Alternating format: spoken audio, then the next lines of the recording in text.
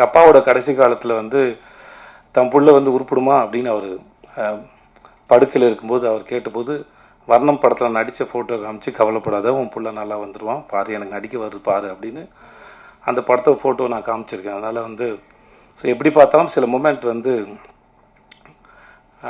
அதை உருவாக்குனவங்களும் அந்த சந்தர்ப்பத்தையும் வந்து காலத்துக்கும் அதுக்குள்ளே வந்துட்டு போகிறது வந்து ஒரு ஏதோ வகையில் நம்மளை வந்து உயிரோடு இருக்க வைக்கிது நான் நம்புகிறேன் ஈரத்தோட. ஸோ அதனால் அதுக்கு எப்பயுமே நன்றி. மற்றபடி ஒரு நல்ல நாள் பார்த்து சொல்கிறேன், இல்லை இந்த படம் இல்லை லாபங்கிற படத்தை எனக்கு அவர் வந்து எக்ஸிக்யூட் பண்ணி கொடுத்தாரு. நான் ஜனாவுக்காக அந்த படம் பண்ணணும்னு விரும்பினேன். பட் ஏற்கனவே நான் ப்ரொடக்ஷன் பண்ணும்போது என்னோடய ப்ரொடக்ஷனில் சரியாக ஹேண்டில் பண்ண முடியாதனால அவருக்கு ப்ரொடக்ஷன் ரொம்ப நல்லா வரும்.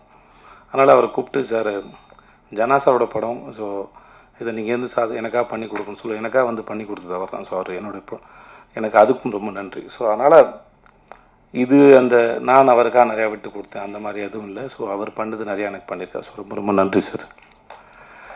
அப்புறம்